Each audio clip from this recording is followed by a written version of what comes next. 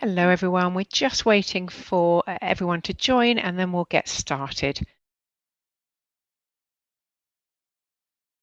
Right, looks like the numbers are going up steadily. We'll just give it another 30 seconds or so and then get started so we're making the most of the time here today.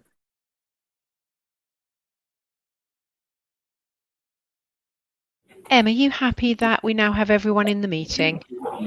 The numbers are steadily going up because obviously we've just hit 5 o'clock when the webinar started. So yes, I am very happy.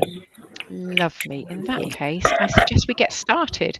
So thank you so much, everyone, for joining us this evening. I'm Rachel Forster. I'm Director of Communications and Engagement at the Infected Blood Compensation Authority. And really appreciate you joining us today. This is our second community-wide webinar, organised and led by IBCA, many others that we've joined as well. And it really is good to see you here today. And of course, we're here to discuss the questions and concerns that matter most to you. As hopefully you'll know already, if you were aware of the last one, we plan to run these community-wide webinars regularly from now on. That's really to ensure that you all have a chance to hear from us and ask us questions as we develop the compensation claim service. So our next webinar will be on the 3rd of June for anyone who's watching this as a recording and or would like to join us for the webinar. Same time again, 5 p.m. to 6:30. So we'll keep our introductions short. We will go to the panel that you'll be hearing from today, just so you know who everyone is. But of course, we want to keep that as short as possible based on feedback so we can get to as many questions as possible. You may be aware that we also posted and shared a short progress video from our Chief Executive, David Foley, ahead of this session. And that's really so we can spend more time answering your questions. And so you've got the latest on what's happening here at IBCA and for payments going out the door for compensation as well. As we mentioned in this invitation, the session will be recorded, so your names have been anonymised, and when you've joined, your personal details won't be visible to others now or in the recording. We are recording it so that those who are unable to attend can view it at a time that's convenient to them. Thanks for all those who are joining live today. And the Q&A bar and chat function are disabled because we'll be sharing on screen the Slido table where lots of questions, in fact, I think we've had almost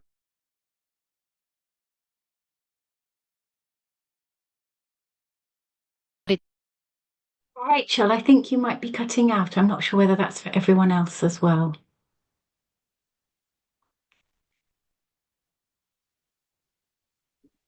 I think Rachel might have, Wi-Fi might have gone. So shall I take over? That would be wonderful. Thank you, Sir Robert. Yeah. Well, good evening, everybody. I'm Robert Francis, interim chair of IBCA, and I'd like to welcome everyone and thank you all for attending this evening at the end of the day like this. And I also appreciate that actually attending meetings like this is not to everyone's taste or indeed endurance, and I understand how difficult this can be. But thank you. It's really important to us that we hear your questions and seek to give you answers. Our Chief Executive, David Foley, presents his apologies. Unfortunately, he can't be with us today, but apart from him, you have I think, a full panoply of executive directors present from whom you'll hear in a moment. If I can just take a minute to remind us all that IBCA, the Infected Blood Compensation Authority, has been created to deliver the compensation scheme and is to be distinguished from the role of the government through the Cabinet Office, who are responsible for the regulations under which we operate. So we know that there are concerns about some aspects of the regulations, the full set of which, of course, only came into force at the end of last month. But questions about that are a matter for the Cabinet Office and the government to answer. But as always, we undertake to forward any questions you have about that to them. Also on the call, can I introduce to you Helen Parker and Deborah Harris? And I'm going to ask first Helen and then Deborah to just say a few words about themselves. Helen? Thanks, Robert. Good evening, everyone. I'm one of the independent non-executive members of the board, and because my particular focus is to work with the team to help ensure that you, the community, are as deeply involved as possible in the way that we deliver the compensation, way that we build and design and deliver the service. My role here today is really to listen and learn, but it's a pleasure as always to be here. Thank you, Helen. And Deborah.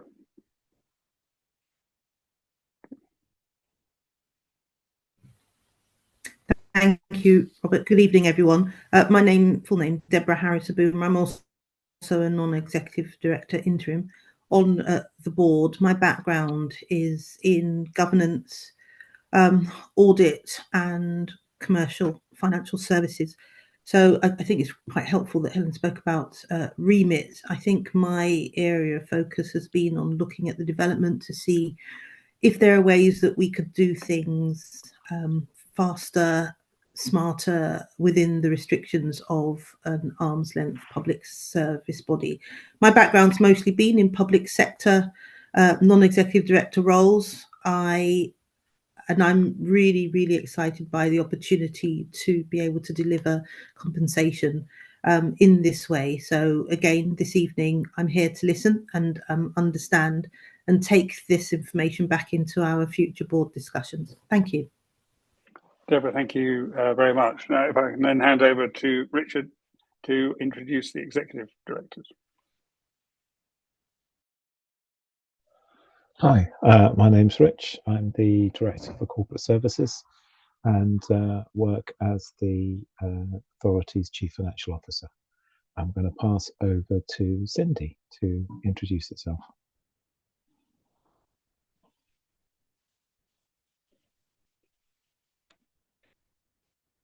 Cindy, you're on mute, I think. It wouldn't take us off. Can you hear us now? Loud and clear. Loud and clear. Yes, perfect. Thank you. Sorry, everybody. My name's Cindy Skeldon and I'm the Interim Director of Operations.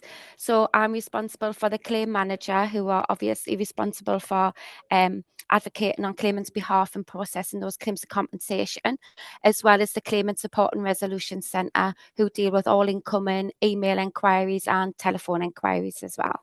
Thank you. I think I'm handing over to John. Thanks, Cindy. Hi, everybody. I'm John Kelly. I'm the Interim Director for Data. I'm responsible for all of the information that we hold and that we will seek to hold in terms of evidence to support a claim. And I mean, that's pretty much in a nutshell. I'm handing to, I believe, Celine. Thanks, John.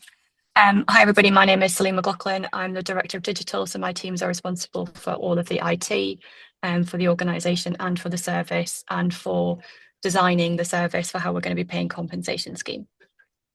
And I will hand back to Rachel now. Thank you, Celine. I'm hoping the sound is working now. Apologies for those who lost sound. My name's Rachel Forster, Director of Comms and Engagement. And hopefully you heard most of the detail around how this session will work today. So broadly, we've taken your questions in via Slido. We've had just under 150 questions. And now we're going to get to those because we know that's the part of the session that is most useful for you from the feedback we heard last time. So I'm going to pass to Emma and Farida, who are going to be asking your questions. They are going to start with the ones that are right up top, the ones that had the most votes from you prior to this session. But what I should say is also that there are a number of questions that sometimes don't get as many votes, but might not be subjects that we've covered previously. And we know they can be just as important to those who've posted them. So we will take the last 15 minutes of this session just to come to some of those questions which might not have been heard before. And where questions in the Slido table may be very similar, you'll also notice that we may move to the next theme just to get through as many topics as possible. But we will absolutely start with those that are voted top. So Emma and Farida, I'm going to hand to you now to ask the questions that most matter to those who have joined the call. Thanks, Rachel, and thanks, Gokul, for sharing your screen. As you'll see, we've got quite a lot of questions that come in, 159 so far, so we'll take the top one. And that is, how will interest lost from the late claimants be addressed? And I will look to Rich to answer that if possible. I'm I'm sorry, that's. I'm just going to have to say that's an area of policy that I can't give a definitive answer on. Not the best place to start. There's one to Cindy. Could you, Cindy or Celine, could you help me out there, please? So the position with the interest part of it is that because of the way that the Act has been written and the scheme regulations, IBCA don't have the power to add interest to the compensation awards. So we've begun making the payments and we'll scale that up. We understand the concern about those who are going to receive the compensation payments later in the process and the question around interest. However, unfortunately, our hands are tied in terms of how we are applying the regulations and the Act in terms of the interest there. Thank you, Celine. Thank you. Farida, would you like to ask the next question? Yes. So this is a question I'm going to ask Cindy to respond to. Can you tell us how many claims you plan to process each month and how many invites you plan to send out each month? These two questions are asked frequently on X and Facebook, and you fail to respond every time and avoid replying to the real questions on your social media channels. Yeah, thanks, Farida. So unfortunately, it's probably not the answer that you want to hear, but at this stage, we're not able to tell you how many we plan to process each month or indeed how many invites we can send out. Obviously, the number of invitations and the number of claims are closely linked to the number of claim managers we onboard, and we've onboarded an additional 40 this month. So we hope to speed up, obviously, processing much faster than we have been doing recently. So hopefully we'll be able to come out with plans in the coming weeks or months just to give that more detail. But at the moment, I'm not able to give a few, I'm afraid. We're also looking to see, obviously, we'll talk about it a little bit further, I think, about opening up end-of-life claims. And it will depend on how many, sadly, claims that we get that we need to process for those as well. Thanks, Farida. Thank you. Gokul, can we move on to the next question?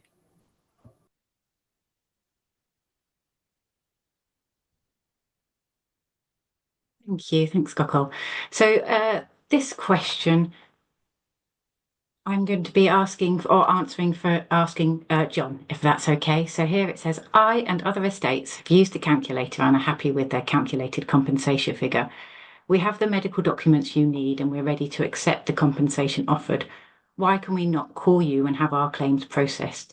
This would allow IBCA to get claims out quicker. And I think we've had quite a lot of questions around the same subject, covering why haven't we invited the people with the most evidence first, and other questions similar to that. So I will look to John to answer that, if that's possible.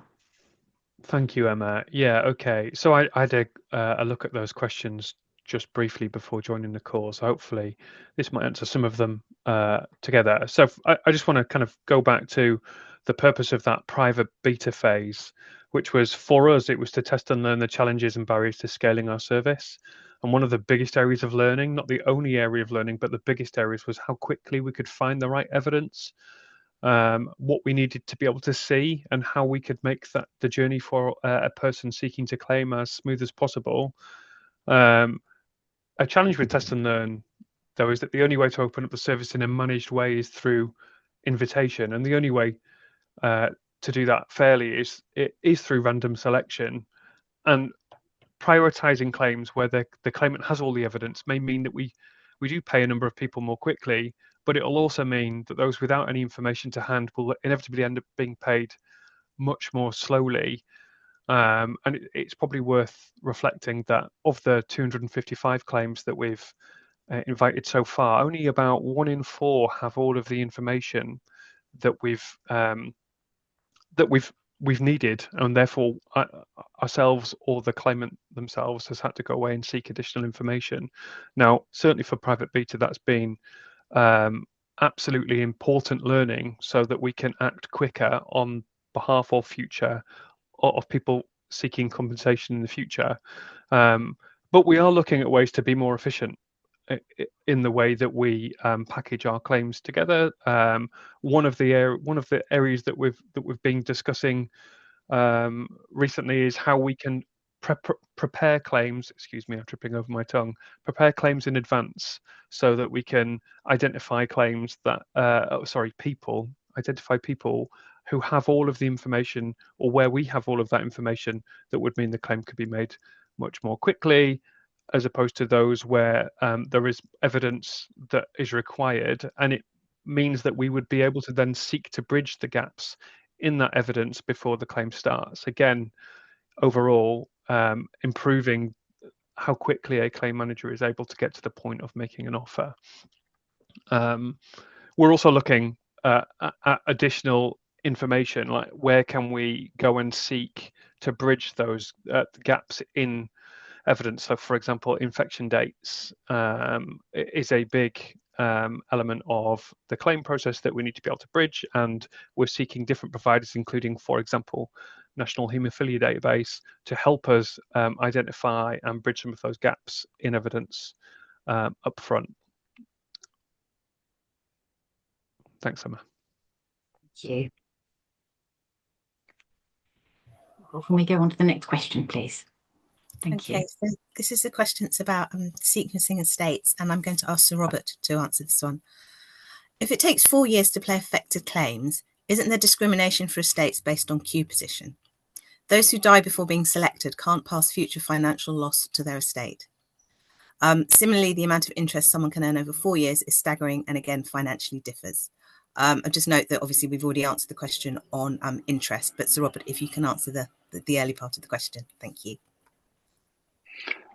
Well, I'm assuming for a moment that the part of the question dealing with 4 years is taken from a framework document, which is in effect putting an outside limit in terms of our ambition. We very much hope to be able to be paying the vast bulk of people in every category before then. And in terms of discrimination, our role is to be fair to all people who are, as of the time the regulations were finally passed, which was last month, are legally entitled to compensation. But we cannot pay everybody simultaneously. I think everyone would understand that. We have to be able to design a system which is compatible with the proper stewardship of public money, but also pays people fairly, proportionately, and but dare I say, compassionately. And that is complicated stuff. If you look at as you will all know, the range of different circumstances of people who are able to claim compensation, and indeed their estates, there's a lot of complexity there. So the way we are approaching this is by admittedly having to take one group at a time from the point of view of testing and learning how we service the processing of those groups, and there has to be some order of that. And you will see that we have picked an order. Once we have done that, and once we have, as it were, learned the lessons, there's absolutely no doubt we will be scaling up very considerably with that group. We are not, I emphasize, not planning to have to pay, for instance, all people in one group before we start paying people in another. It's not going to be like that. But clearly at the moment we are in the development stage, and we are working out how each group can be serviced, and they all have different needs. But the sequence has a logic to it in terms of learning from one in order to be quicker with the next one. At the same time, we have to have staff, increase the staff to be able to cope with the work that is being done, and we are doing that. So I don't think it's fair to say we are discriminating, but we have to face the realities of the practical demands of how you provide compensation to what is actually a very large group of people.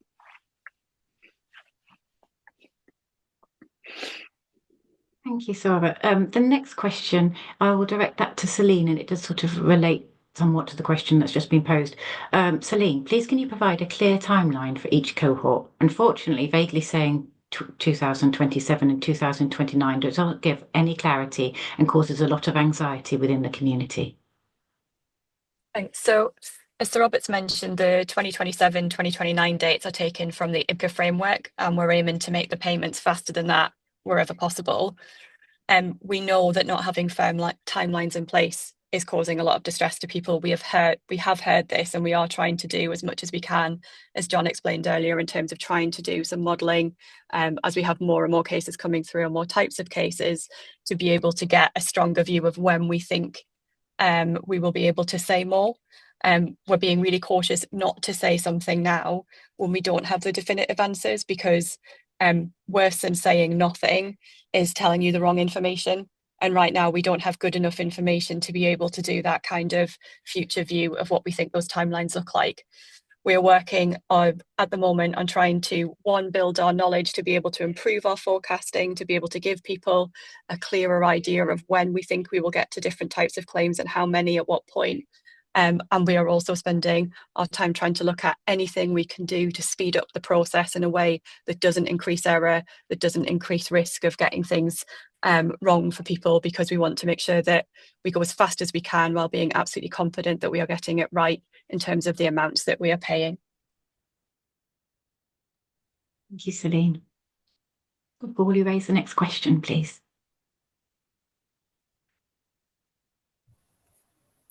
Okay, so this is a question about estates and evidence and interim payments, and I'm going to ask John to answer this question, please. You have paid out an interim payment to 400 estates. Why can't you now offer the opportunity to this group to make their full claim?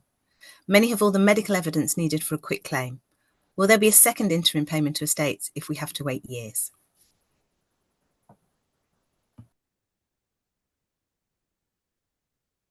Sorry, it just took me a moment to find my mute button. I mean, this kind of links back to the sequencing conversation that we talked about before.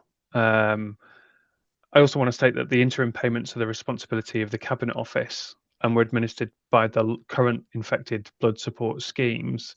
But as Celine had mentioned, you know, we are processing, we want to process registered estates as soon as we're able to.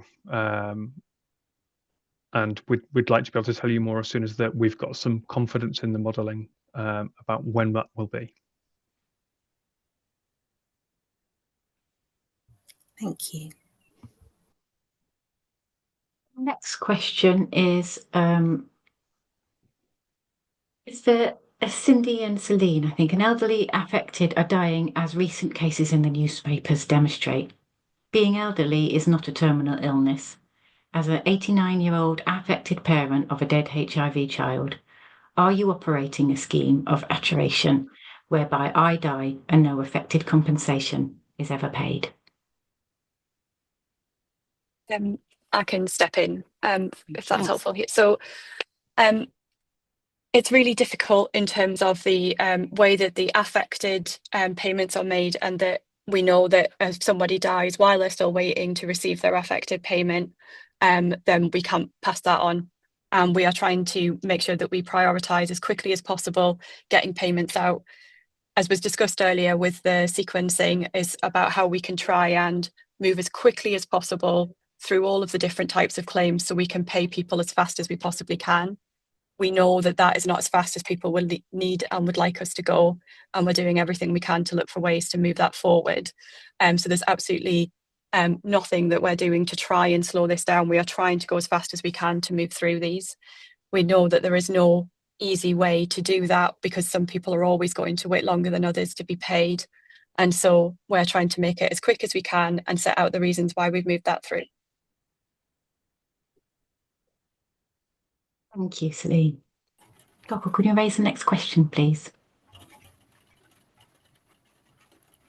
Okay, so I'm going to ask this question to John again. And it's one of a couple that we've had on how we are selecting and asking people to start their claim.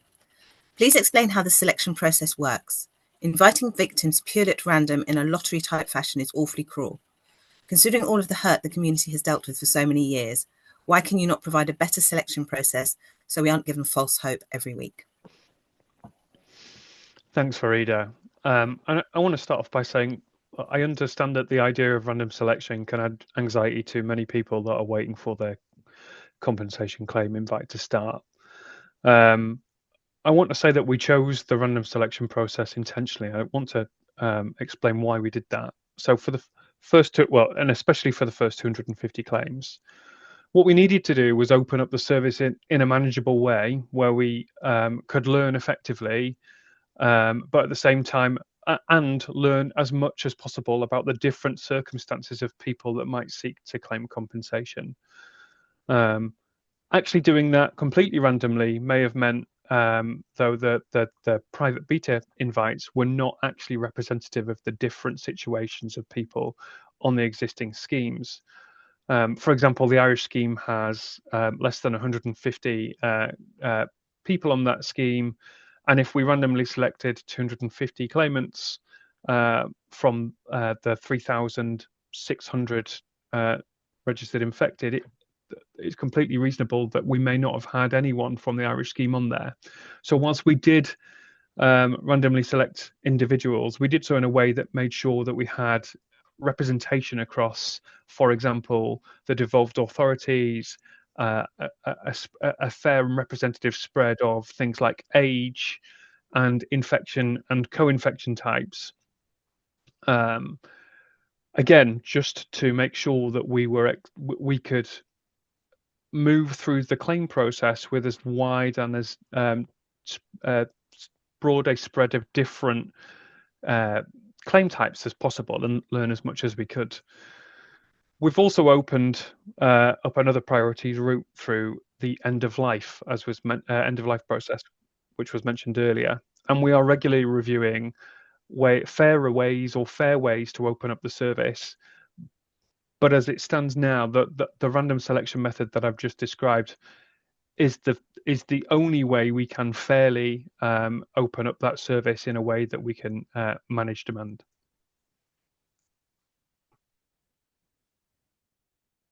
I think we've lost the Slido screen from view.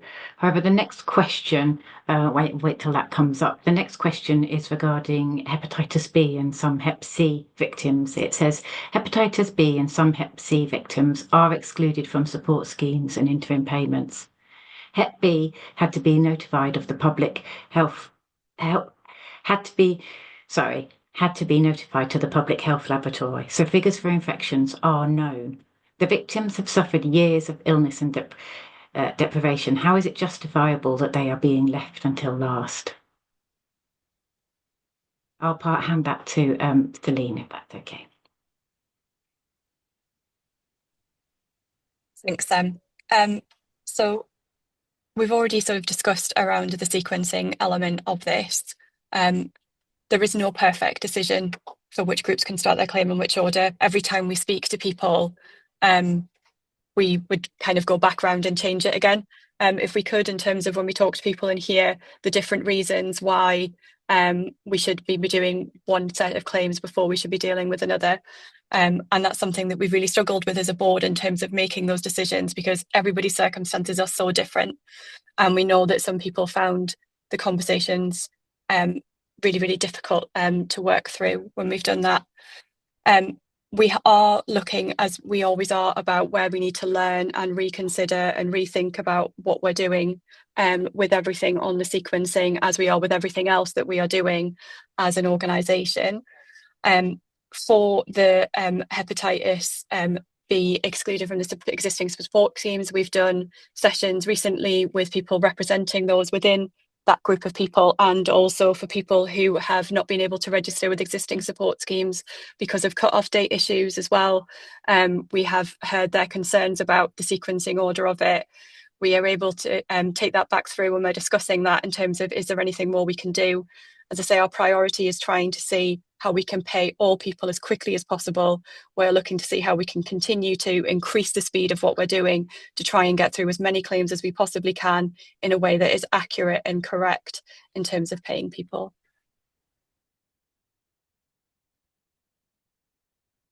Thank you, Celine.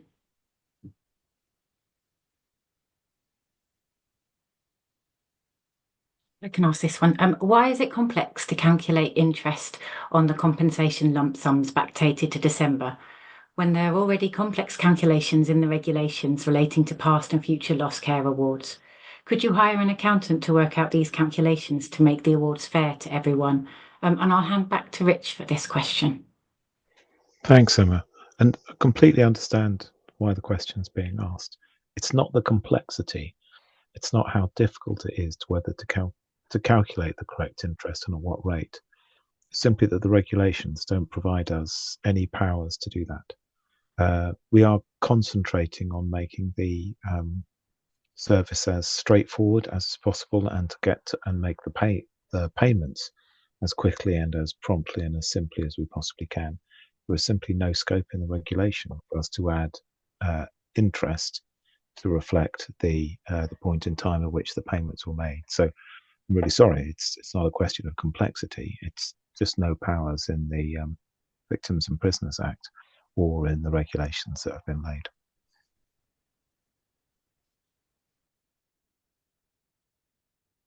Thank you, Rich. Gopal, please can we go to the next question, please? I'll ask this question. I'm going to ask Sir Robert to answer it, please. Do you realise that you are causing further damage to victims? I have been quite unwell for many years, but my health has deteriorated in the last 12 months due to the stress and anxiety caused by all the delays in getting the compensation paid out. Obviously, I'm really sorry to hear about the questioner's health, and of course she's in the same position as many people. Obviously, any delays is to be avoided insofar as we can, and that's what we struggle with in the authority every day.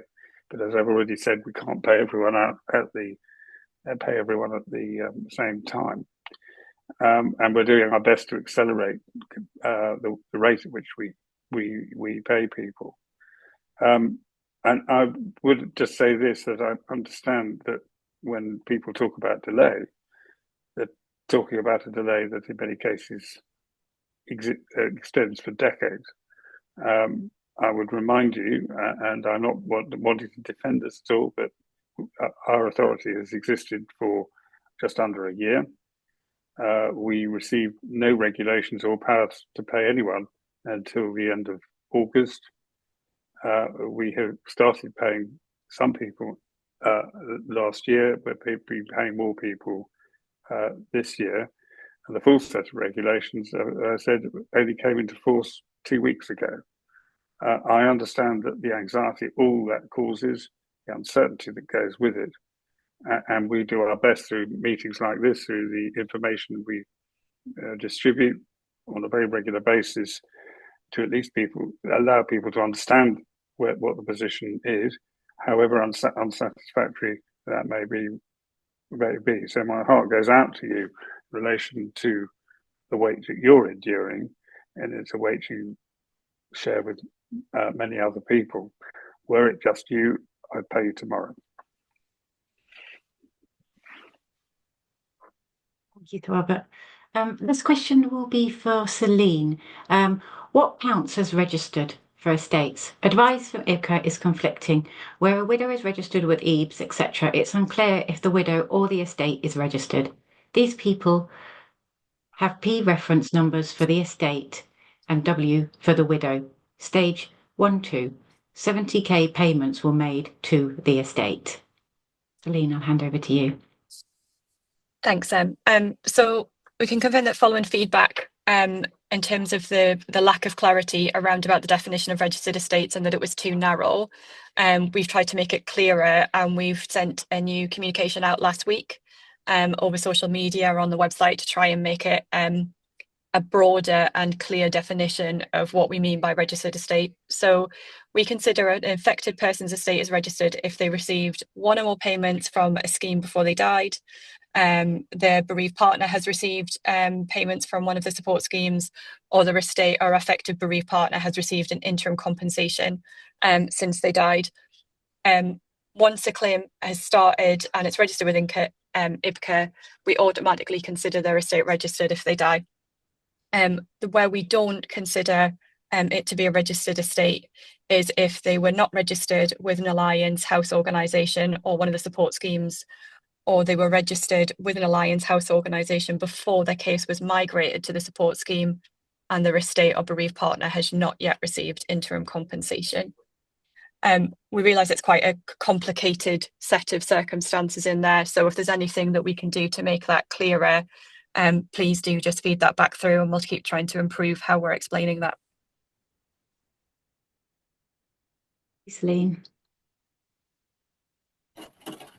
Okay, I'll ask this question and I'm going to ask Rachel to provide an answer, please.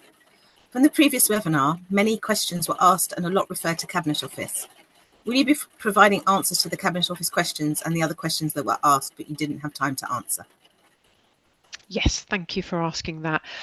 So absolutely, in terms of making sure that the Cabinet Office are fully aware of what's raised here, we pass on your comments regularly, and that doesn't just limit itself to this webinar where we get feedback via social media or perhaps through our phone line or emails. If it is something, for example, about regulations that sits with Cabinet Office, we do pass it back to them. We will continue to do so. As mentioned at the top of this webinar, you can also send your feedback direct to Cabinet Office. But I can absolutely assure you, if we're hearing things here today, which I know we are, that may sit in Cabinet Office's remit and not ours, I totally get that that's frustrating to hear that we can't answer that today, but we will pass it on for you. Thank you. Thanks, Rachel. The next question will be for Sir Robert. What will you do if the ongoing judicial review finds in the claimant's favour? How long will it take you to adjust the compensation for Hep C mono-infected to bring it in line with mono-HIV, as is only fair?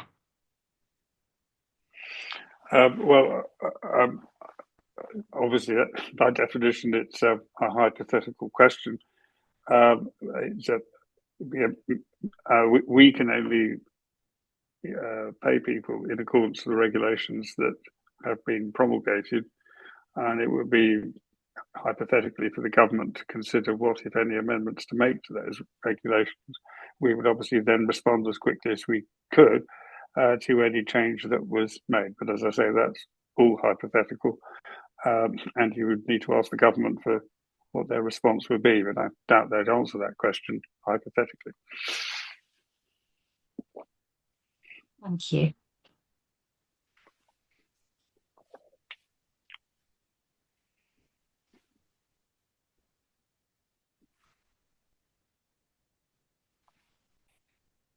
I can take this question. Do you? Sorry, Farida. Do you want to go? No, you go. Do you have a forecast, monthly or quarterly, for the number of invites to the infected and affected who are currently on a scheme that you are hoping to send out, i.e., any targets or KPIs? This would help us see where we are in the queue. You need to manage our expectations and set realistic goals. I will ask Cindy to answer this question. So we already answered that earlier on, basically to say that we're unable to at this time. As Celine said, we're still building the service, so as of yet, we don't know how many that we'll be able to invite, but of course we are bringing in more claims managers, which will directly impact the number of invitations and payments that we can make. And we are looking to increase the claim managers we're onboarding as well, everybody, which I think can only be good news in order to speed it up even more. Thank you, Em. Thank you.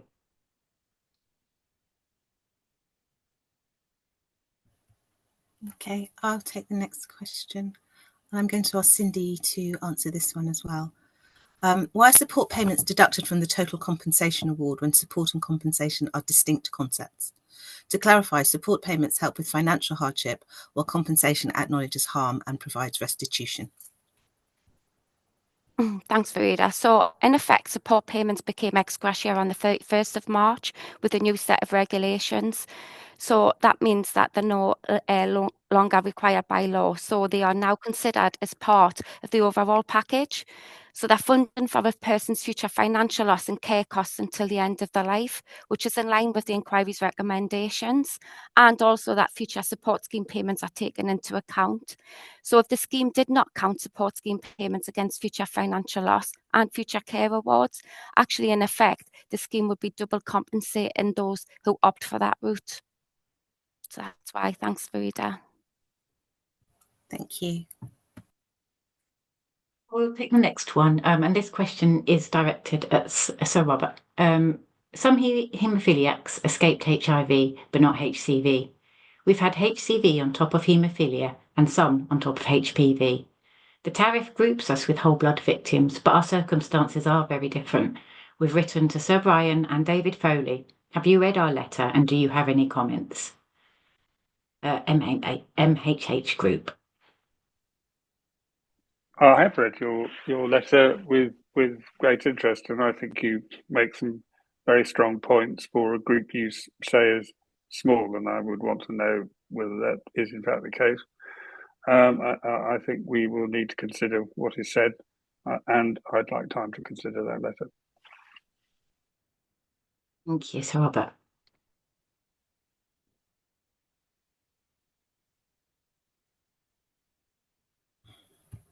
I'll ask this question, and it's for Celine and Cindy.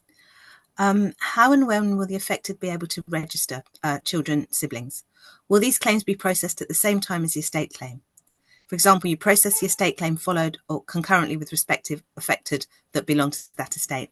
So yeah, I'll start with Celine. Cindy, please come in if you want to add anything. Thanks, Farida. So like we've said earlier, we don't yet know exactly when we'll be starting to take the different payments through and how many we'll make through. I'll kind of not repeat the conversations on the modelling that we are looking at to try and get to a better point of being able to do that. We will be opening the service up in parts, so we won't be waiting to have paid all from one group before we start to make payments to another group, so we will be moving that through. In terms of being able to handle different parts of a claim that people might have, so an estate claim and an affected claim, it is our intention that we will be able to do all of the different elements of somebody's claim when they come forward to start their claim with us.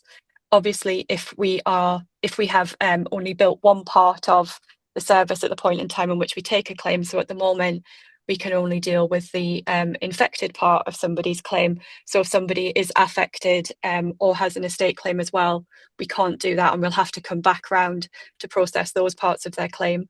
But once all of the service has been built out, when we have all of the information available to be able to do that, then yes, we will be able to deal with all the different parts of somebody's claim at the same time. Thank you. We have the next question, please. Thank you. This question will be directed at Cindy. How many estates will be offered compensation in 2025 and 2026? I'm afraid it's the same answer to all the other ones around sequencing and volumes and everything else for this year. And at this stage, we simply don't know. What we can assure you, though, is that we're doing all we can to consider how we can speed up the process. And as Celine's already said, our plans at the minute are to open up to all groups by the end of the year. And as previously said as well, that doesn't mean that we'll process everybody's claims in every group before we open the next one, but we plan to test and learn on every group as we go through the year. Thanks, Em. I realised I was on mute, sorry. Thank you, Cindy. I'll take this question. I'm going to ask Rich to answer it. Why is the money only free from inheritance tax when paid to next of kin? Some of these are elderly parents and will struggle to gift the money in 7 years. It feels that the taxman is waiting and rubbing her hands, knowing they will get chunks of money back via inheritance tax. Thanks, and again, completely understand why this is a real question. So the first point is that where money is paid directly to the estate, that is free from inheritance tax. Just want to put that, made that clear. So if you get compensation paid directly to the estate of someone who is affected, will be relieved from all inheritance tax. If a person receives compensation under the scheme due to being infected and then dies, payments to their beneficiaries in alignment with their will or wherever the estate is settled will be then subject to inheritance tax. This is how the first and second interim payments were made. This follows the regulations, but also HMRC's rulings on all benefits and all compensation and all redress made by the government. We do provide financial support. We do provide financial advice, but any issues with inheritance tax can only advise to contact directly with HMRC or to take further specific tax advice. But the rules are at the moment, any compensation paid directly to the estate, the people who are infected won't pay inheritance tax. Once it's your money and you receive it due to being infected and then you die, payments to those beneficiaries in alignment with the will or the probate, unfortunately, will be subject to inheritance tax. And that's just tax law. Thank you. Thank you. Thank you. Then the next question is for Celine. My wife had interferon treatment, which was not successful. She developed cirrhosis of the liver and also pulmonary fibrosis of the lung from an interferon treatment. She could not be listed as SCM as already on the upper payment. Will she be compensated for the secondary health condition? Thanks. So we will be operating under the scheme slightly differently than SCM works. So the fact that she is not able to get SCM currently won't impact in terms of the when we do the compensation claim to see what she's entitled to there. The new regulations contain a list of severe health conditions that would entitle people with those conditions to make a claim for compensation under the severe health condition categories in the supplemental route. So people, as I say, people who currently receive SCM don't automatically get eligibility. We will be treating people with SCM the same time or the same way that we'll be treating people who are talking about it, who weren't entitled to SCM and talking about their condition with us the same way, which is that we will be seeking that we have the evidence to determine the eligibility for that route. But the fact that she doesn't get SCM will not preclude her from being able to look at the severe health categories under supplementary route for the scheme. Thank you, Celine.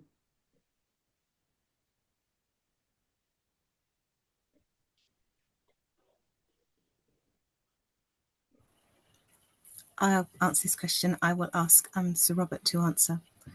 If IPCA operates independently without parliamentary governance, then Sir Robert Francis and David Foley must accept full responsibility for disappointing the community.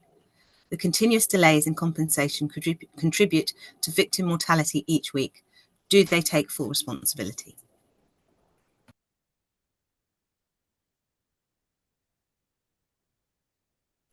Well, the first point I make is that we are an independent arm's length body. David and I are therefore accountable to Parliament and indeed to the inquiry for the operation of IPCA. And we will no doubt soon be required to explain ourselves to the inquiry and to various select committees. But I think, as I've already said, it's fair to point out that we had to set up or have to set up a service from scratch starting last May, really. And we have to produce a service which not only pays everyone what they're entitled to in relation to regulations issued finally 2 weeks ago. We have to have a service which is as fair as it can be to all who claim. We have to be compassionate. It has to be a compassionate service in the face of terrible suffering and supportive of those who will have many challenges in some cases in finding the necessary evidence. It's not possible to make awards to everyone all at the same time. And it's not right to, we think, others may disagree, but we don't think it's right to set up a process without testing it, without learning from that testing, and without responding to the learning generated by that.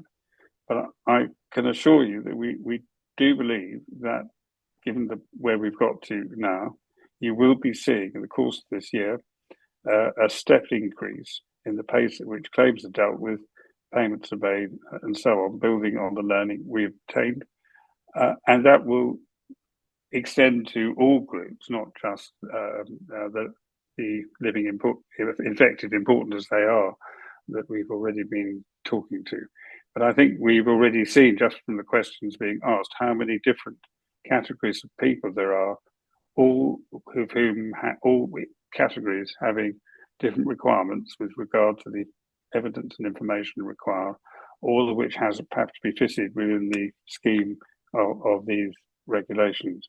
And I'm afraid, with the best will in the world, however much we'd like to pay everyone straight away, it does take time to do this properly.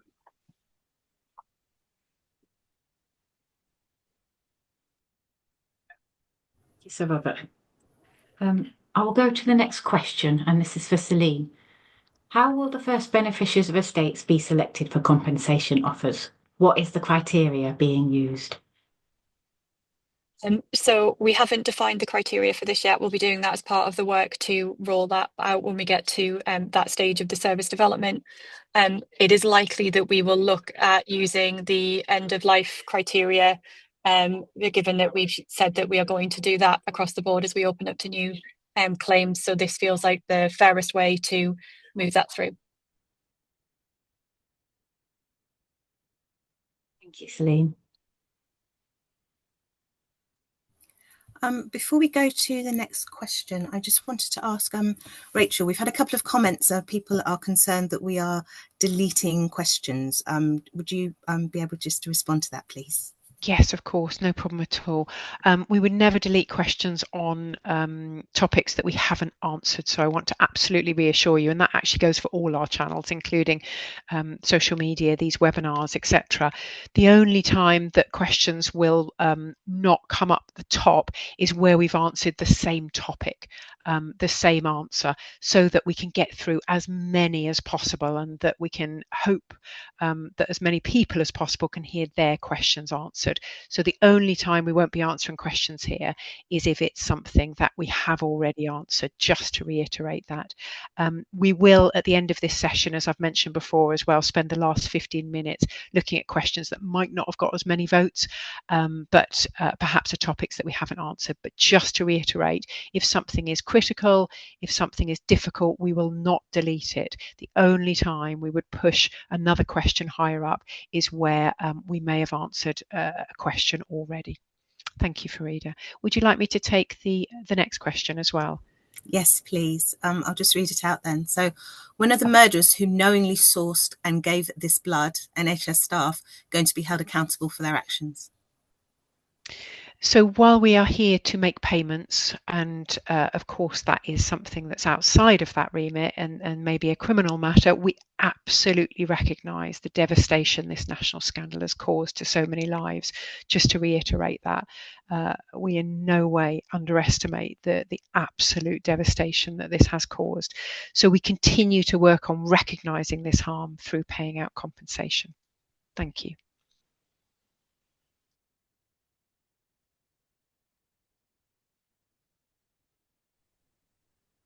Thank you, Rachel. This question I will ask of Cindy, if that's okay. The government ministers publicly state hundreds of claim managers are being hired, but the reality is only 40% and per month, and it will take a year to reach capacity. Why so slow when people are dying every day? Thanks, Emma. So at the minute, we think we will need 500 claims managers. The 40 per month are being onboarded because at the minute, that's all the capacity we have. So we have 30 claim managers that we brought in on loan that are now permanent. 10 of those work on the phone lines, 20 do claims. So we've only got capacity of 20 people to upskill, buddy and support those people that we bring in. So we've just brought another 40 in on the 31st of March, and our intentions were to bring in 40 every month. But because we've grew that capacity a little bit, we are now looking to see if we can actually bring more claim managers in every month and hoping to double that onboarding so that we reduce the time it takes us to reach the 500. And actually, the 500 isn't completely known either. It's based on a lot of assumptions as we test and learn how long each claim takes, both in time to process and time to actually make through the payment. So we may need more claim managers, and if that's the case, we'll continue recruiting. But we have recently had a massive recruitment exercise. Thanks. Thank you.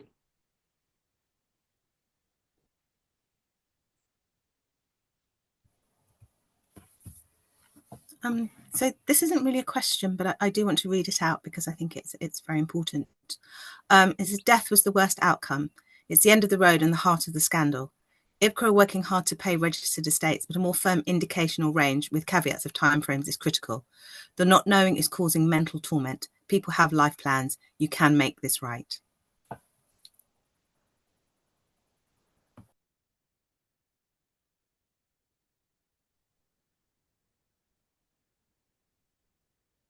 Well, I'll ask the next question. Estates of the deceased need prior writings for those elderly parents who are next of kin. My mum is 77 years old and it's making her poorly, and it's devastating to know my brother died due to this scandal. My mum needs to enjoy the rest of the time she has, not stressed and having to wait. Celine, may I look at you to answer this one, please? Yes, so as I say, we've already talked about the sequencing that we're doing, and that is how we're trying to open up the service to different types of claims, and then processing all of those different claims at the same time once we've opened up across them. As we said, we're trying to go as fast as we can to get through all of them, but recognising that any order that we open up the service in is always going to mean that some people are waiting longer than others. We're very aware of that. But there is no perfect decision to make on this. I see the next question is around about the fact that hepatitis B victims have been left until further down in the sequencing as the unregistered infected people, and we absolutely hear that as well.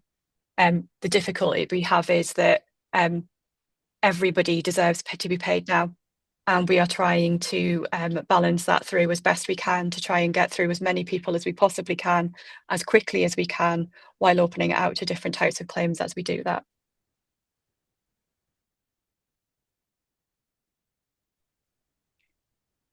Thank you, Celine. Thank you.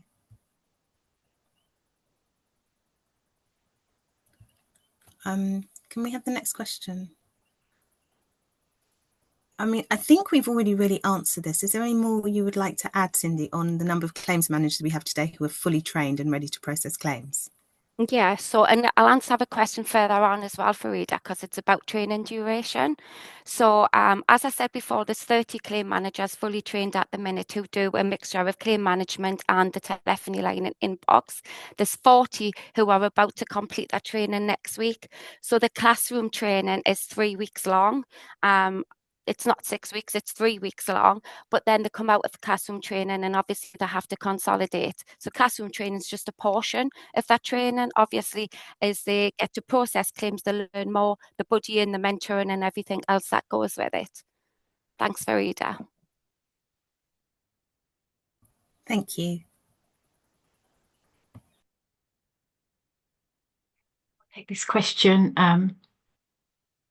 If choosing the infected blood support scheme route as a cured Hep C individual, the calculator for past financial costs seems unfair. The larger financial costs are in the past. Why not just do a sum of the previous financial cost up to compensation date? This would be mathematically correct, as the correct calculator removes waiting. Celine, would you be okay to take this one? Yes. Thank you. So in terms of taking it, the way that we are calculating it is the way that it is set out in the regulations, and so we have no discretion to apply this differently. We have to apply it exactly as it's set out in the regulations in terms of how we administer the scheme. Thank you. Before we move on to the next question, I might look to John, because I know that there was a person that was concerned that one of their questions had been deleted. I think it was because we had answered the majority of it, but I will just reiterate it here again. And this is, why aren't you paying the easy claims registered with a UK EBS first? And I'll look to John to answer that one. Thanks, Emma. So I partly covered this in my answer earlier, but in short, right now, we don't know which claims have all of the evidence, which people and the information that we have all of the evidence together and which ones don't. When we opened Private Beta, we invited 255 people to partake in that process, and as the claim managers started those claims, only then would they understand what evidence was available and what evidence wasn't. I did mention that we're looking to introduce a process where we can prepare claims in advance of them starting, and that way we'll get a better understanding of which claims are more complete than others.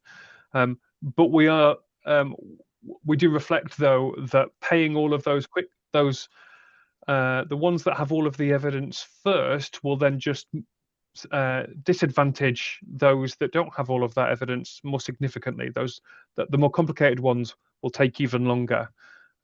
So whilst we don't know now which ones we could process more quickly, we still believe that the right way to do that is that random selection method to invite people to start their claim. Thank you, John.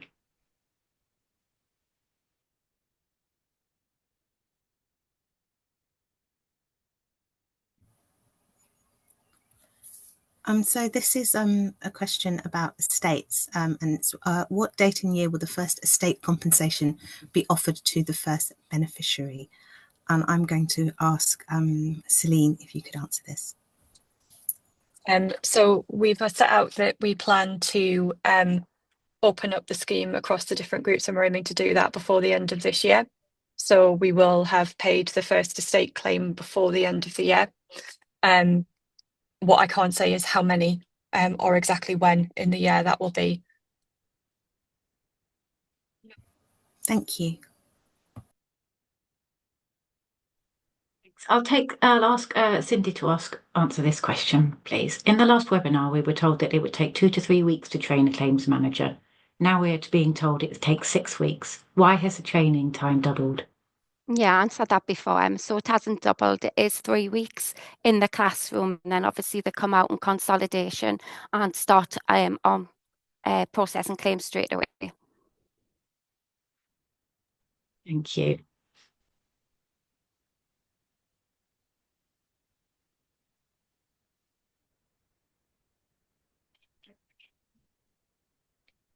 I'll answer this question, and I'm going to ask Rachel. I think this refers to I think this refers to the research that we had recently sent out, because it asks about the poll. So it says, why is this poll only available on Facebook and X? Why is it not available through the email sent out with a link attached? Not everyone uses these systems. Thanks, Farida. And whether it's about the recent poll and or Slido, we're aware that not everyone is able to access social media, for example.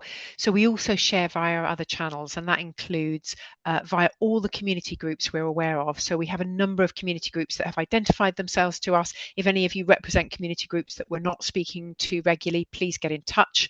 And we make sure that we share any links, any new action, and indeed any new updates with all of those community groups, because we're very aware that not everyone will use online channels and may find it easier to do it in another way. Based also on this feedback for our June webinar, we're also ensuring that for future webinars we share the links earlier, and we do that via our regular community updates and other communication channels. The reason why I mention that in particular is our community updates, we also offer to send those by post for anyone who isn't able to access digital channels, and we do have a number of people who've said to us they prefer to get that by post. And that does mean that if it's in the community update, for those who perhaps aren't as confident going online and they get it in a printed version, they can then ask someone to help them access it, for example if it's a Slido and they want to ask a question. Also, I should note at the end of this webinar there is a feedback form that will be on Slido as well for anyone to leave their further views on webinars and anything else in terms of how we communicate with you. So please do put it in there if there's anything else that isn't working for you. Thank you. Thank you, Rachel. Next question, I'm going to look to Rich to answer, if that's okay. Why are the options for compensation so drastically different? A lump sum of a few £100K after interim payments deducted, or a small lump sum and monthly payments for life that could end up amounting to well over £1 million? There doesn't seem to be any logic behind this life-changing disparity. So thank you. I'll give the answer in a couple of parts.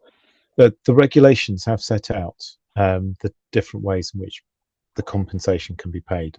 But just as the options under the regulations are so different, so are different people's personal circumstances, what they would like to do with the money and what will suit them and their life plans.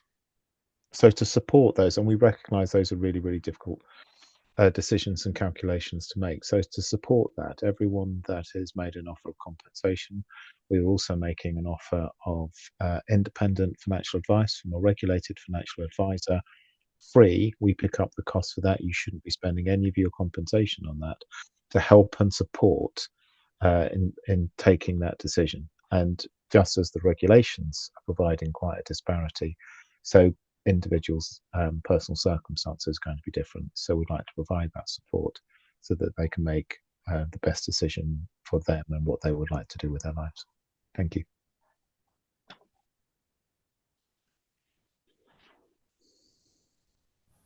I'll take this question, and I will ask Sir Robert, please, to answer this. What is the legal justification to award the deceased less than the living?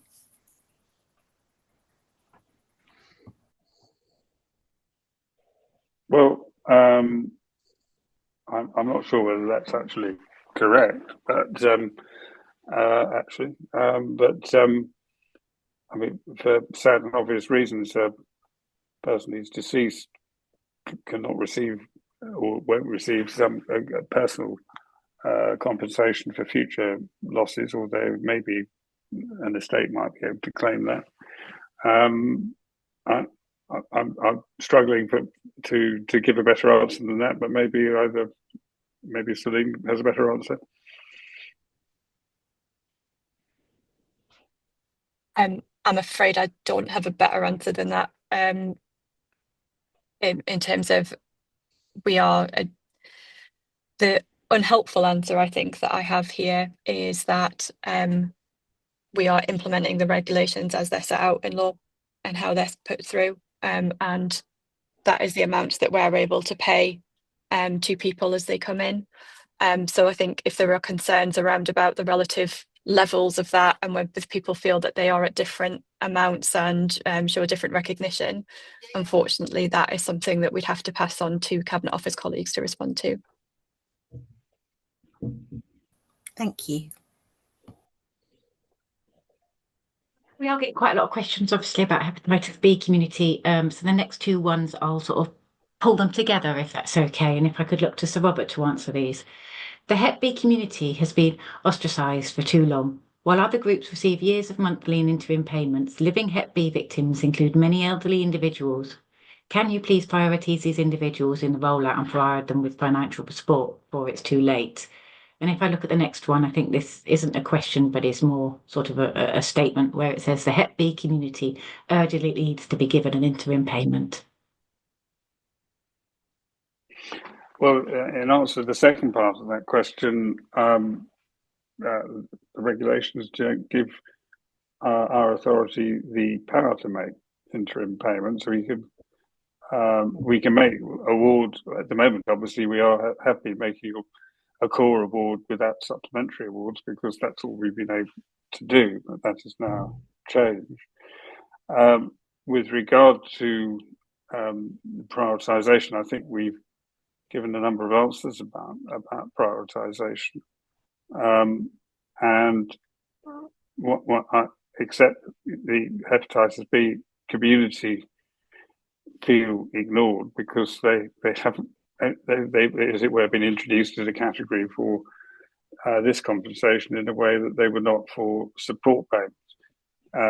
By the same token, that actually means that there's more of a challenge for us in getting to grips with the information required, the clinical advice required, and so on. And therefore, I think it's inevitable it will take more time. But I'm conscious that we have already engaged fairly recently with this community, and I think we need to continue to engage to reflect and understand their needs better for them.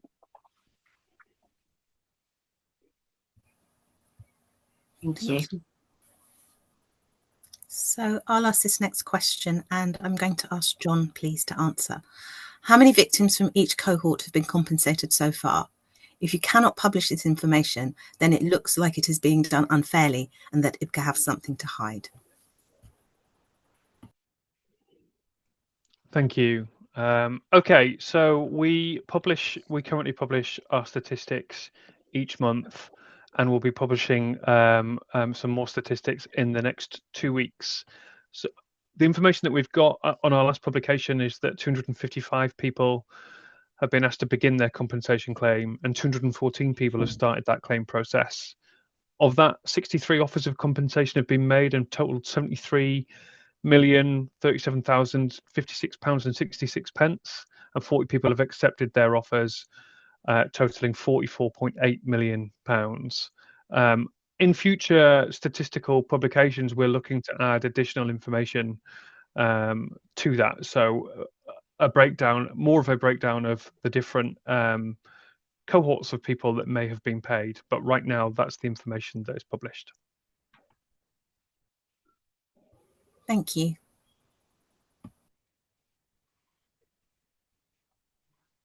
We're now on to the next question. So how will you ensure that the voice of those of us actually living with these infections is not drowned out by the affected? I will look to Rachel, if I can, to answer this question.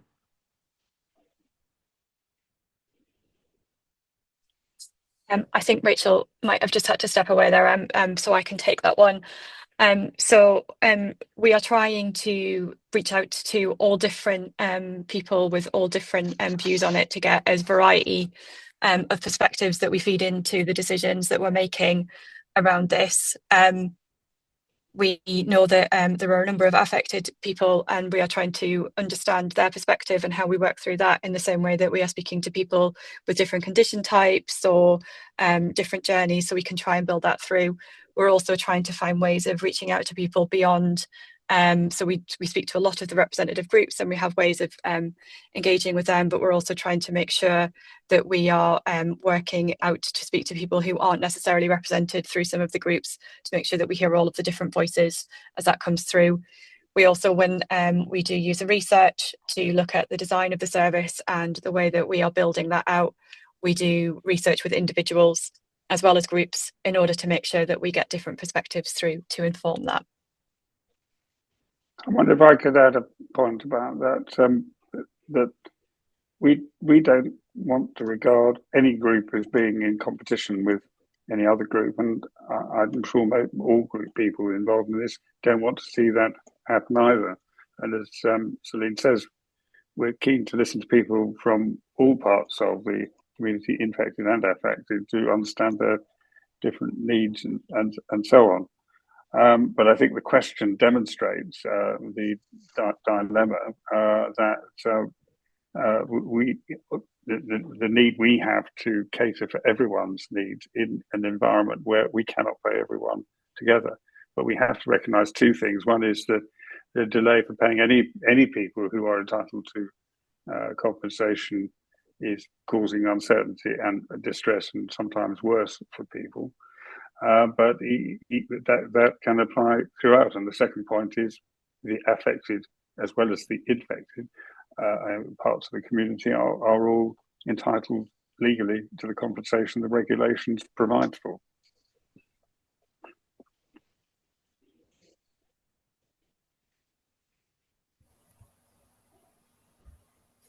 Thank you. I'm going to ask Celine, please, to answer this question. Can you explain how the introduction of effective treatment for Hep C in 2016 will impact someone who has never had that treatment? If you don't have the new treatment, then how is it that your financial loss halves? This is nonsensical. So we've heard this a lot from different individuals when we've been doing research into this. Unfortunately, it's something that is in the regulations, so not one that we are able to comment directly on. However, we understand that the reason it was included in the regulations is it's based on the assessment of when effective treatments were available, which could have impacted the ability to work. We have fed back to Cabinet Office previously on terms of the feedback that we've heard about the sort of both the confusion that this causes and the lacking of where people didn't have the treatment, that we still take it into account. But unfortunately, we have to use it as it is set out in the regulations. Emma Frida, I wonder if we come in there, because I know we promised that for the last 15 minutes or so, based on feedback from the last webinar, that we would look at questions that perhaps hadn't got as many votes, but on themes that hadn't been answered yet. So if we're all happy to do that, just so everyone feels that at least their themes have been answered. As before, these will be highlighted on Slido, and thank you to Emma and Frida who are going to ask those questions. So back to you for perhaps questions that didn't get as many votes, but we haven't answered those themes in particular. Thank you. Thank you. Thank you. If I go, oh, I don't know whether that echoed, so sorry if that echoed. We've got a question here around what happens to support payments if I die before reaching health life expectancy. Are they transferable to my estate, or are they lost entirely? I know that Cindy was having technical issues, so I'm not sure if she's here, but John, if she's not here, would you be able to answer that for me, please? I'm here. You are, Cindy, or you've joined, that's great. Would you be able to answer that question, please? So simply put, yes, they go to the estate, and the estate can claim there's a lump sum of whatever balance is actually available and left. That's great, thank you. The next one, I think, as well, is again about jobs. So it's IBCA as an organisation. New jobs advertised for IBCA are still under the auspices of the Cabinet Office. When will IBCA finally be an arm's length body? And why so many interim directors? Robert, will I be able to look to you to answer that, please? We're working very hard. Firstly, we are operationally independent, and by that I mean that the decisions we take as an authority with our board, with whom Helen and Deborah here are part, take decisions independently in the way that we think best complies with our obligations under the regulations and our obligations to the community. We obviously have not achieved yet the ability to employ our own staff, which is very frustrating to us. That is, as it were, is on its way. There are various building blocks that are necessary to enable that. And you may not believe how difficult it is, for instance, to sign up to a pension scheme, to procure the services of a payroll contractor. Those are about two things that have been occupying us for some time. But I can assure you this, that all people who come to work for us, even though they are currently technically employed within a civil service arrangement, regard themselves as our workers, if you like. I spent 2 hours today with the cohort of claims managers in the final week of their training, who asked me lots of questions, some not very dissimilar to the ones you've been asking, and all of them struck me as being entirely signed up to the proposition that they work for this authority, and that their prime role, which they welcome having and are looking forward to fulfilling, is paying out compensation to the people who are eligible for it. So I think we may have elements where we depend upon the assistance of the Cabinet Office, but I can assure you that everyone working for us are independently minded in the way they go about their job. Thank you, Sir Robert. Thank you. I'll ask this next question, and I'll ask it to Rich, please. Is there a restriction on how much compensation is paid out each year based on the government's last budget allocating £11.8 billion over 6 years, and the Treasury rules currently in place to restrict annual public spending? No, there isn't. The law says, under the regulations, that the Secretary of State has to make the payments that are due. And you would have to have a change in the law and change in the duty of the Secretary of State to abide by the regulations if there was to be any restriction on the amount of money that is paid out. I deal constantly with the Treasury, and there is absolutely no intimation, hint that this is up for any description or restriction under the current public spending review that the Chancellor is carrying out as part of normal budget planning. So the law says that the government must make these payments, and the annual budget cycle, this is something that the Chancellor and the ministers will have to fund fully. Thank you.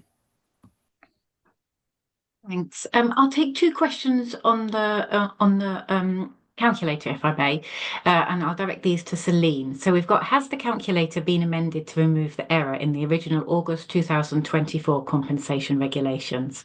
Is the IPCA confident that based on the information input accurate estimates of entitlement will be produced? And I think following on that, there's one as well that I've spotted that says, when is the next version of the calculator being released? So yes, the calculator has been amended now that we've had the updated regulations through to make sure that it reflects what is currently set out in law in terms of the calculations. We are confident that the calculator will give an accurate view of the information that is put into it. I've been very careful with my wording there in terms of how I've answered the question, because we can't say that it will give an accurate entitlement because we don't know what information people are putting into it. And as part of coming through to the claim, as well as taking the information, we have to be able to ensure that we have evidence to be able to demonstrate that we can show that the information is accurate as part of making the offer. So as long as the information that is put in there is the same information that we can then assess as accurate with evidence to back it up when it comes through to the offer, then yes, you will get the same number across them. For the next version of the calculator, we will be releasing a version which looks at affected. That should be, we're aiming for the end of the month for that to be ready for people to be able to use.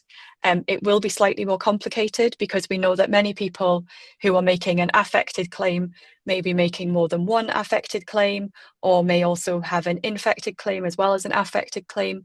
And there are deductions that need to be done as part of that.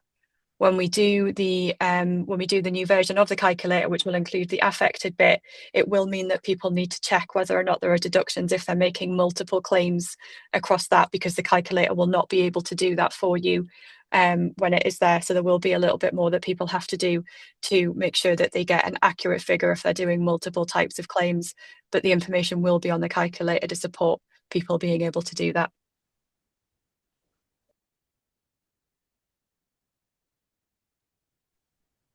Thank you. Rachel, are you happy to take this one? It's been popping up. We've had quite a lot of comments about the webinar itself. And it says, did you request a Cabinet Office representative to take part today? The question was asked at the last webinar and has been asked multiple times on social media. Thank you, Em. So we always pass on those requests, as I mentioned earlier.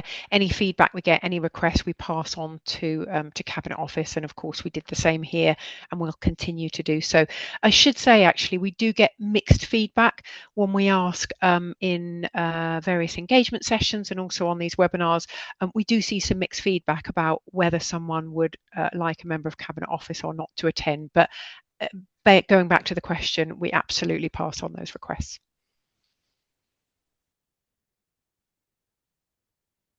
Thank you. There's a question that's just popped up now, and it asks how many April invites, and I don't know whether Cindy could be able to take that one now. Yeah, so we committed to 250 invitations by the end of March.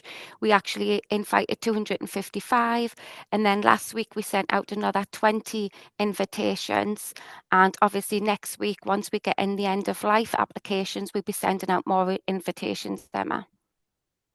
Thank you, that's really helpful. Thank you. I've got one here for Rich, if that's okay. In the interest of transparency, is there a list of approved solicitors available?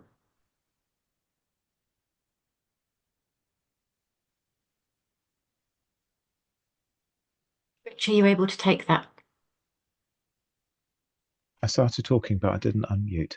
So yes, we have on our panel 5 solicitors that were recognised as part of the inquiry. Anyone making a claim, we will offer those solicitors on a cab rank basis. If a claimant, a person making a claim already has legal representation, then we are happy to engage with that firm of lawyers. We have standard terms though. Every set of lawyers is treated the same and paid the same.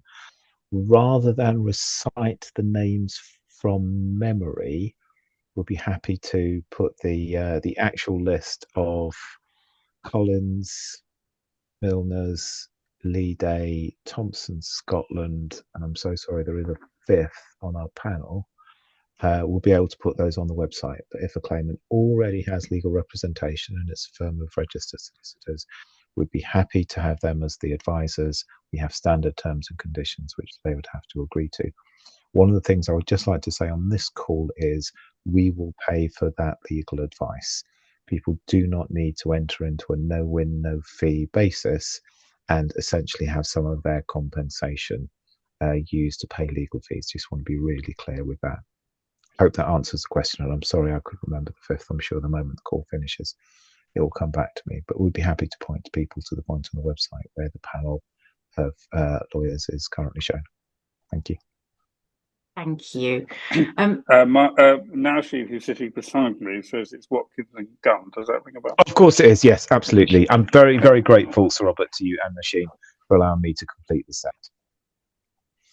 Thank you. We probably have time for one more question, and I think it relates to something that happened over the weekend. So it was a reply made by a gentleman on LinkedIn being investigated, and has he received training for his inexplicable comment which said, please do not go too much faster? Is he aware that infected and affected people are dying without seeing justice? Can I look to John to answer that, please? You can. Sorry, I keep struggling with the mute button. I mean, what's firstly and importantly, we're sorry this comment was made in the first place, and we've apologised to the members of the community who have raised that with us. I want to repeat that apology here as well for everyone who was affected by it, and we're reminding our colleagues and partners the importance of responsible online conduct. I want to reassure everybody, IBCA is committed to opening the full compensation service for those who are eligible as soon as possible.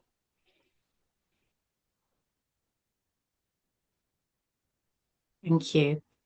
And I know that we've got quite a lot of questions about invites and numbers, so I will go back to Cindy, if that's okay, to be able to answer that. Thanks, sorry, I should have been clearer. Whilst we issued 20 invitations last week, because our new claim managers are coming out of training next week, we do hope and intend to issue another 200 invitations next week before the end of April. This will obviously depend. We don't yet know, as I said before, how many that will be who are sadly at end of life, and how many we will go back to the random selection that John talked about before. But hopefully 200 more will go out next week. Thank you. Thank you. Thank you so much, both. I believe we're coming to the end of our session. Really appreciate all of your questions. None of them will go unanswered. Let me just pass to Sir Robert for any final comments before I give you all the detail of how we can capture your feedback at the end. So, Sir Robert, anything else you'd like to add before we wrap up? Well, I just want to thank everyone for their questions. All of which were really good questions, some tough, of course, and I hope we've done our best to answer them. Obviously, there's a running theme through many of the questions about an anxiety about the speed at which payments are being made, and about the differentiation perceived between the various categories of people entitled to a compensation. I think I'd just like to repeat that we have, as of the end of the March, completed a phase in our test and learn process. We are continually learning from the claims that we do how to improve and produce a stable service for everyone. And we all the time in reassessing what we're doing and how we're doing it and can we do better, listen to the concerns that the community are conveying to us. Listening, of course, doesn't necessarily mean we can then satisfy the views or the opinions of each and every person involved, I think you'll recognise that's impossible. But I'm looking forward over the rest of this year to a significant increase in the rate at which we're able to deal with claims and complete the process, not just for the categories we've been dealing with so far, but also to open up a stream of claims handling, as it were, for all the other categories involved in the regulations. And I just want to repeat that the fact that we are spending time preparing one particular group doesn't mean that we're going to be ignoring all other groups. That's very far from the case. And I'm sorry that sometimes we haven't been able to give precise answers in terms of figures to questions. I'm sorry in the way that we're not able to do that, but what I'm not sorry for is that we have not succumbed to the temptation of offering precise answers and raising false expectations that those are accurate, and with therefore probably being even less helpful than the imprecise answers that we're giving. This is an uncertain business, and we're doing our best, however, to complete the task that we have been given in the shortest possible period of time. But that will not satisfy many people, understandably, and they will all think you're waiting too long. But thank you anyway for your patience in listening to this webcast and webinar. And of course, we will do our best to answer other questions in different ways if your question hasn't been answered today. So thank you very much. Thank you, Sir Robert, and thank you to all of you for attending today and for spending that time with us. None of your questions will go unheard. As I mentioned earlier, we'll be reading each and every one of them, and we'll be replying on all the themes that come up via our regular community updates and social media. So please sign up to at least one, if not all of those channels, where we'll keep you updated. The recording will be shared via our next community update and again on our other channels. And to repeat, the next community-wide webinar will be 3rd of June, same time, 5 to 6:30. You'll see on the screen now, you can give us feedback. Please tell us how we can make this better for you, and anything else we can do to make the format work. Thank you once again, and I hope you all have a restful evening. Goodbye.